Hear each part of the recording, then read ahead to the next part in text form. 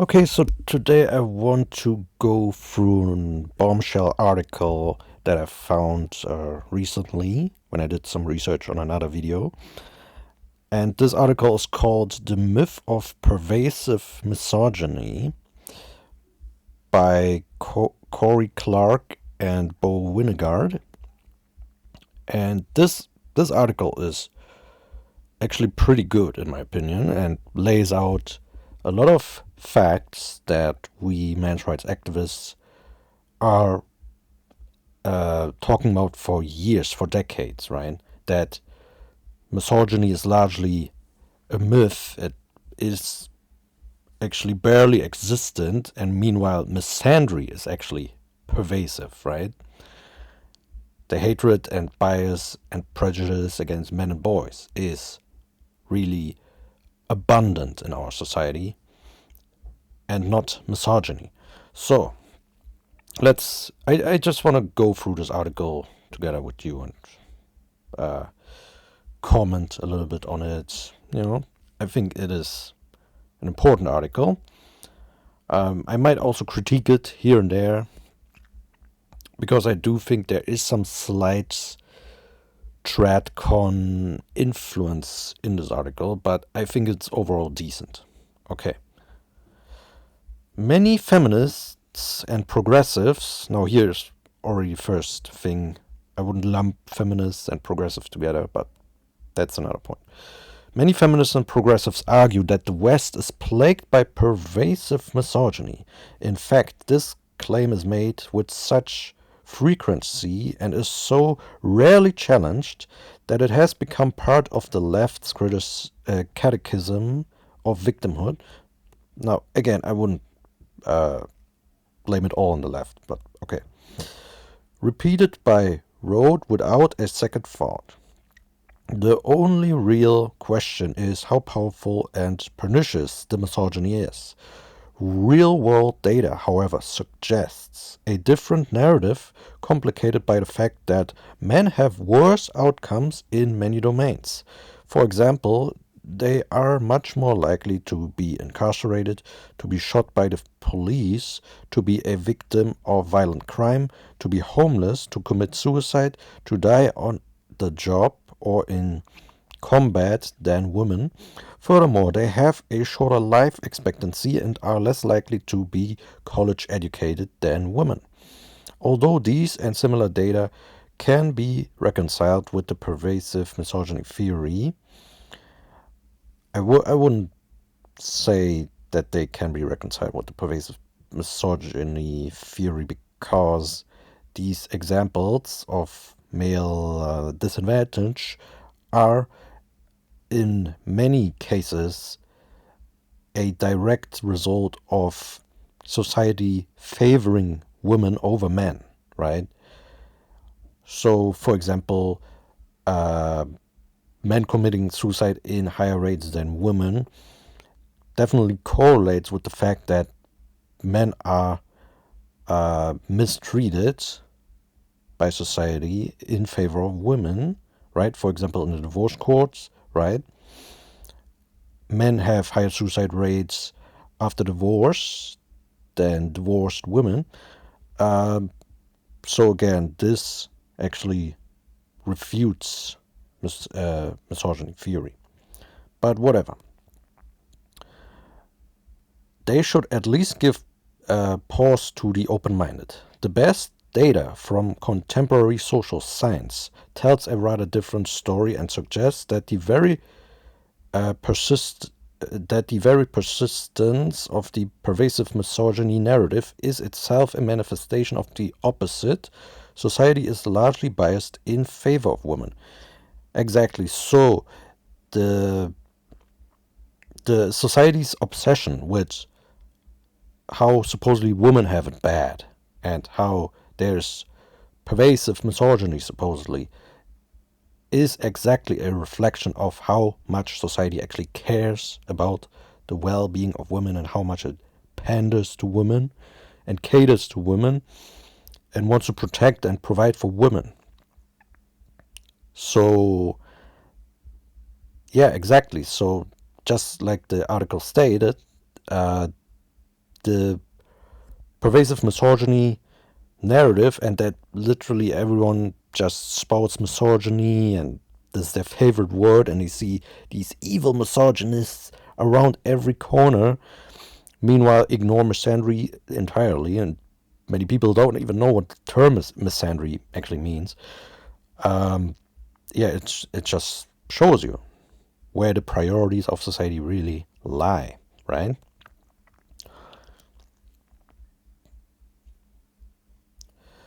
The world, of course, is a messy place, and disparities between men and women may have many causes. This is why carefully controlled social science is useful for examining the extent, direction, and nature of sex-related biases. Although the details can get complicated, the basic idea behind most bias studies is pretty straightforward. Researchers present participants with identical information that has some bearing on the ability of males or females while manipulating which sex the information is about. For example, they might ask two groups of people to evaluate identical essays, telling one group that it was written by a man and the other group that it was written by a woman. If participants who believe the essay was written by a man evaluating it as more compelling, more intelligent, more insightful, and so on, than participants who believed it was written by a woman, psychologists would consider that a bias in favor of men. Similarly, if one asked two groups of people to evaluate identical scientific studies that discover that either men or women perform better on a measure of leadership, and participants who read that men outperform women regarded the study as higher quality than participants who read that women outperform men, psychologists would consider this a male favoring bias. Everyday people consider such patterns to be biases as well. Contrary to expectations from the pervasive misogyny theory across a variety of topics, samples, and research teams, recent findings in psychology suggest that such biases often favor women. For example, a paper just published in the British Journal of Psychology, led by Steve Stewart Williams, found that people respond to research on sex differences in ways that favor females. In two studies, participants were asked to read a popular science article that was experimentally manipulated to suggest that either men or women have a more desirable quality. For example, men/women are better at drawing, or men/women lie less often. Participants evaluated the female favoring research more favorably than the male favoring research. Specifically, participants found the female favoring research more important, more plausible, and more well conducted, and found the male favoring research more offensive, more harmful, more upsetting, and more inherently sexist. So, if a research came out that said women lied more than men, right? Then then people who read that have this bias that, oh, there must be something wrong with this research. But if on the other way around, the research said men lie more than women, then everyone thinks this is plausible and important, and there's nothing wrong with the research. So, yeah, very interesting, isn't it? This pro-female bias was observed among both male and female participants, and in the study too, the researchers replicated the results in a Southeast Asian sample. So yeah, here's a graph showing the reactions to hypothetical research describing a male favoring versus a female favoring sex difference, right? And you can see, for example, In the overall aggregate, the uh, female favoring sex difference showing research was seen more plausible and better, and there's nothing wrong with it, right? Also, it was seen more interesting, more important, more plausible, more well conducted, more surprising, right? Okay, they basically said, or they basically show here that if participants read a hypothetical research that favors men, or that show a sex difference that favors men, the participants were more surprised by it, right? Because apparently they have a bias that says men cannot have a sex difference that favors them compared to women. And as this graph shows, they also find such research more offensive and more harmful and more upsetting and more sexist. In some of our own work, we found a similar pattern for the socially desired trait of intelligence. In 2 studies, participants read about a fictitious scientific study that identified a gene associated with higher intelligence that purported to explain why either 1. Men score higher on intelligence tests than women, 2. Women score higher on intelligence tests than men, or 3. Men and women score roughly equally on intelligence tests.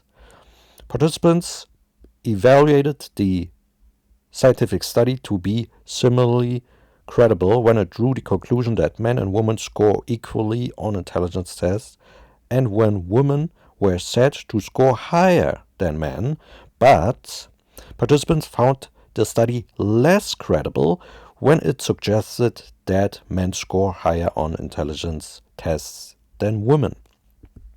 So they have no problem with thinking that women are more intelligent than men, right? But they have a problem when it were hypothetically discovered that men were more intelligent than women. Then they have a problem with it. Then it's sexist, then it's bad research. But the other way around, no, that's expected even by them. That's they probably see most men as simpletons and just like brute cavemen or something, right? In a related study, participants read about a college entrance exam that is remarkably accurate at predicting academic performance in college. They were told that either men tend to outperform women or that women tend to outperform men on the exam. Participants endorsed use of the exam more when women were said to outperform men than when men were said to outperform women. These findings suggest that people more readily accept the notion that women could be smarter than men than vice versa. Exactly, like I said before. Scholars observed a similar pattern among psychology academics. In 2017, the social scientist William von Hippel and David Buss emailed a survey to a sample of psychologists asking their beliefs about a variety of evolutionary claims and findings. These psychologists were more likely to endorse a female favoring sex difference than a male favoring sex difference. Specifically, they were more likely to accept that women could have evolved to be more verbally talented than men, than that men could have evolved to be more mathematically talented than women. So as you can see, there's rampant sexism against men in academia. And this is, again, when feminists cite studies from feminist academia, you know it's bullshit. Because they already have an anti-male bias and female favoring bias. It is clear as day. Yeah, although these sex differences are not perfectly symmetrical, one regard verbal ability and the other mathematical ability, there is little reason to believe that an evolutionary explanation for one sex difference is more plausible than the other. Like non-academics, scientists themselves may have preferences for pro-female information over pro-male information. We have also found that people have a stronger desire to censor science that disfavors women. Wow. Censoring science that disfavors women. This is spicy stuff here, right? So if there is like scientific research showing negative behavior from women, they censor it, right? If they, this also explains why there is not so much studies on female perpetration of crime when compared to studies about male perpetration of crime and other social ills, right? In this study, participants were asked to read a series of pages from books and to decide whether the text should be censored. For example, whether it should be removed from the library, whether a professor should not be allowed to require it for class. One passage argued that either men or women make better leaders. The result showed that people wanted to censor the book more when it argued that men make better leaders than women than when it argued the opposite. So people are actually in favor of female leaders then. Okay. So again, this also debunks the bias, the claim that women are underrepresented in politics because of the bias that nobody wants to see female leaders, supposedly, or some bullshit like that, and that women are held back in this area. This is bullshit. People want to see female leaders and think that they are better leaders, even though that is not necessarily the case. Ironically, these pro-female preferences may explain why mainstream narratives focus so assiduously on the possibility of anti-female biases. Society cares more about the well-being of women than men, and is thus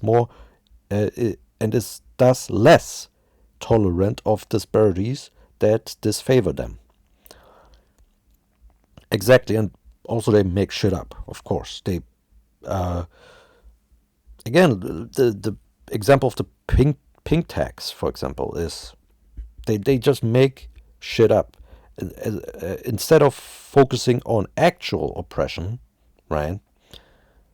Women actually have so little problems that they have to make oppressions and biases up, right?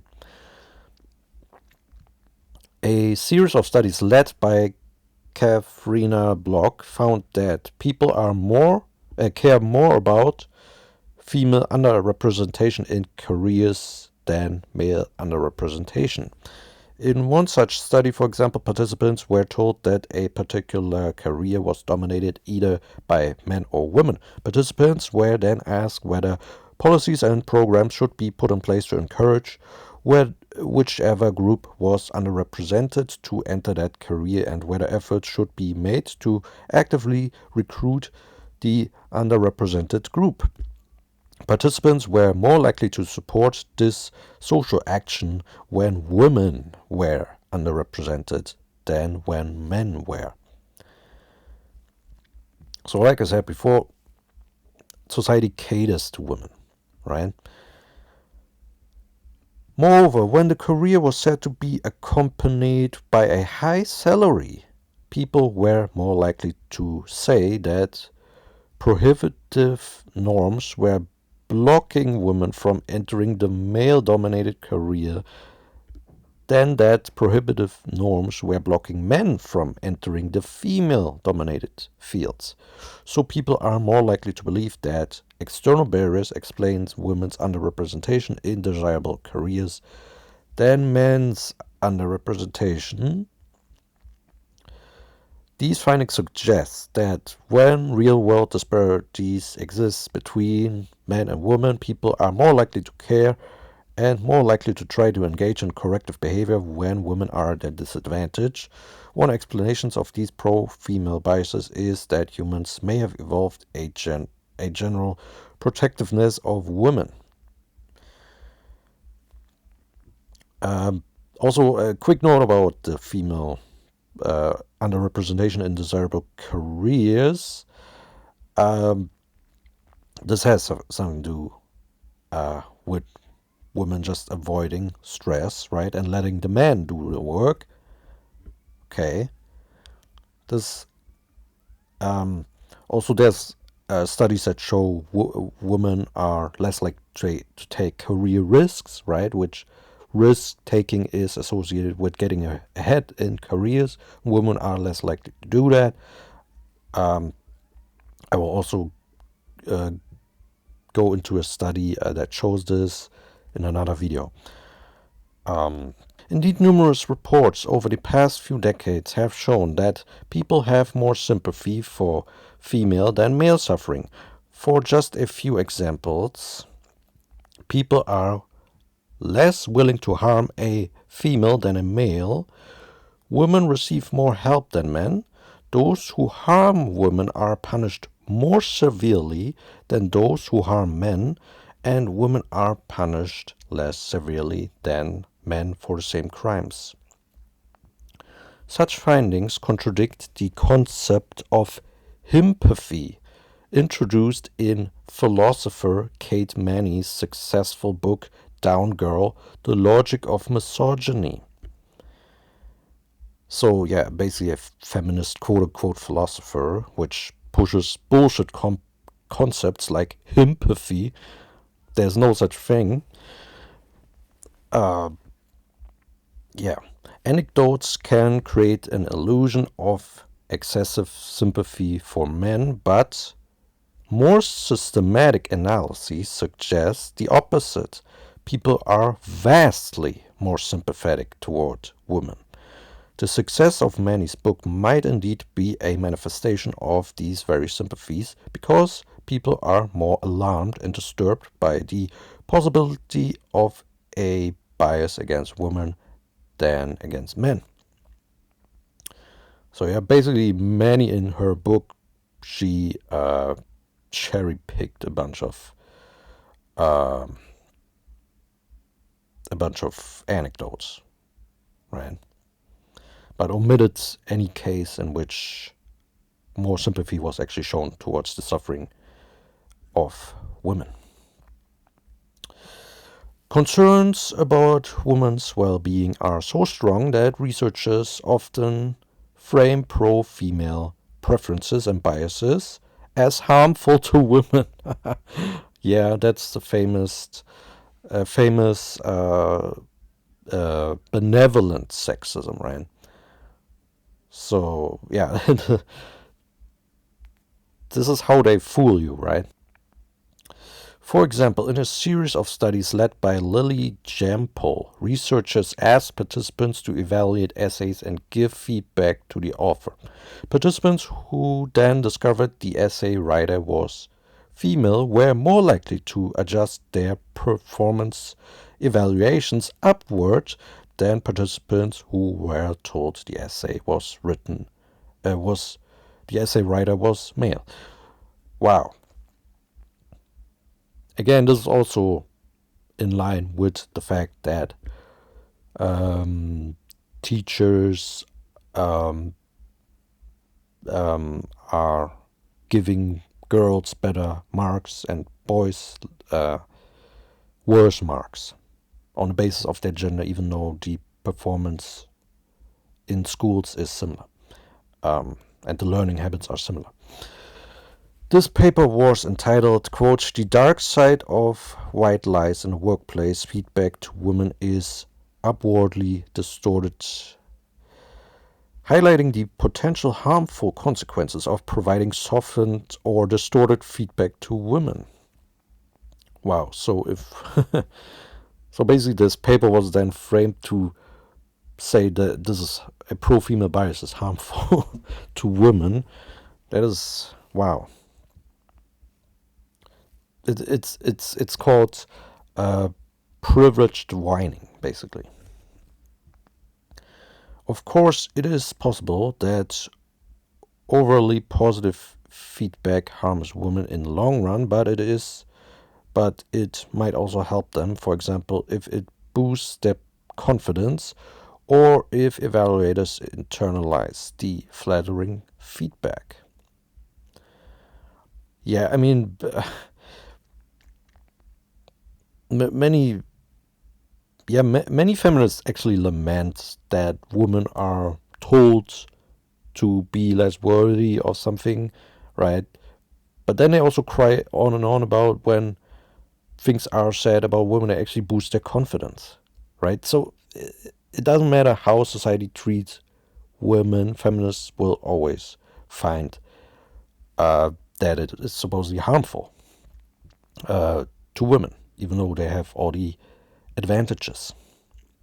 Furthermore, it's difficult to imagine that similar but opposite results would be framed as potentially deleterious to men. It seems as if research is often framed as, quote, "if biases favor men, then that's bad for women. If biases favor women, then that's also bad for women." Wow. So yeah, this is just ridiculous, right? For example, the women are wonderful effect, which is the tendency for people to view women more favorably than men, is often regarded as a form of benevolent sexism against women. Wow, oh, these poor women getting all these praises and all this less harsh criticism that men, and men get more harsh criticism and women are seen more favorably, but we're supposed to be sorry for women. Yeah, okay. Interesting. We eagerly await a paper that claims preferences for men as teachers or leaders illustrated a kind of benevolent sexism against them.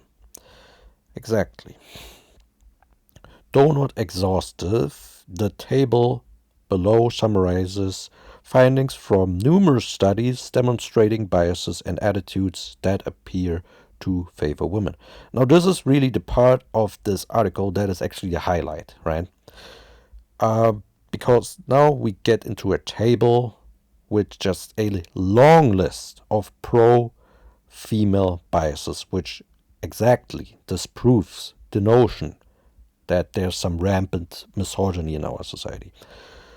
Various findings demonstrating biases, attitudes, and treatments that favor women over men. And also here are the studies, the citations, right? Finding: people prefer to spare the lives of females over the lives of men. So basically male disposability or perceived male disposability.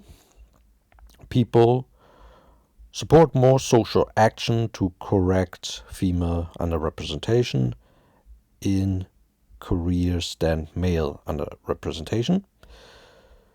Offenders who victimize females receive longer sentences than those who victimize males. Males who victimize females receive the longest sentences. Police respond more negatively towards hypothetical male rape victims than hypothetical female rape victims. Wow. So, again, this also explains why many male rape victims are afraid to actually come out or to report it to the police, because police negatively respond or are negatively biased against male rape victims. Women receive more help than men. Women are evaluated more favorably than men. People are less willing to harm females than males. In vehicular homicides, drivers who kill women are giving longer sentences than those who kill men. People are particularly intolerant of aggression from a male and aggression directed toward a female. People adjust essay performance evaluations upward when they learn the writer is female. Women are punished less than men for the same crime. Controlling for numerous characteristics, men receive longer prison sentences than women. People have more empathy for female than male perpetrators and female than male victims. So, yeah, it shows you that these articles that you sometimes see in the news where female perpetrators are given excuses, right, or are framed in a sympathetic light by the news article, right? Women are more easily seen as victims and men as perpetrators. People attribute less guilt to a female on male sexual aggressor than a male on a female sexual aggressor. People have less sympathy for male than female perpetrators and more sympathy for female than male victims. Female sex offenders are given shorter sentences than male sex offenders. Women's aggression is perceived as more acceptable than men's aggression. People evaluate science on female favoring sex differences more favorably than science on male favoring sex differences. Psychologists agree more that it is possible that women evolve to be more verbally talented than men, than that men evolve to be more mathematically talented than women. People evaluate science that suggests that women score higher on IQ tests than men more favorably than science that suggests the opposite. People wish to censor a book that suggests that men evolve to be better leaders than women more than a book that suggests the opposite. Now, so you can see this table is really long, and also there are many other pro-female biases. Now, let me also show you this. This does not mean, of course, that there are no biases against women. Okay, we will see about that. For a long time, women in the West were treated as property. Well, I'm not really sure about that, and I would actually like a citation for this claim. And were considered emotional, irrational, and incapable of contributing significantly to higher culture. It is not unimaginable that some of these prejudices still persist and shape society. For just one example, there seems to be a sort of genius bias against women, such that people more readily associate men with extremely high levels of intelligence than women. Okay, yeah, but again, let me show you something. More than 2/3 of all patents come from all male teams or individual male inventors, and just 6% from individual female inventors. So this might have something to do with the bias that people see women as less genius than men, right? Yeah, it might just have something to do with it. I don't know. What do I know? As noted above, an important feature of many of these studies, though not all of them, is that they are experimental. They randomly assign participants to evaluate information with some bearing on outcomes for man or woman, or a man or woman. Many scholars who argued that sexism against women is still a major problem in modern Western societies point to real-world disparities between men and women, but ignore many others. For example, they point out that women are underrepresented in high-paying STEM careers and leadership positions, and full-time working women earn less than full-time working men. However, the existence of such differences tells us little about the causes of them. Just as correlation does not equal causation, so too disparity does not equal discrimination. And in fact, the claim that women are underrepresented in STEM because qualified male job candidates are preferred over equally qualified female job candidates no longer seems plausible. Experimental work suggests that faculty in STEM fields have demonstrated a preference for female applicants over equally qualified male applicants. Other explanations, such as differences in personality and vocational interests, therefore appear much more promising. Yeah, and also the fact that men actually work longer hours, right? This is about, right, women earning less, right? Men, even though when you compare both full-time women and full-time working men work longer hours, have also different career paths, work more on weekends, right? There are all kinds of factors, right, that have more to do with choice.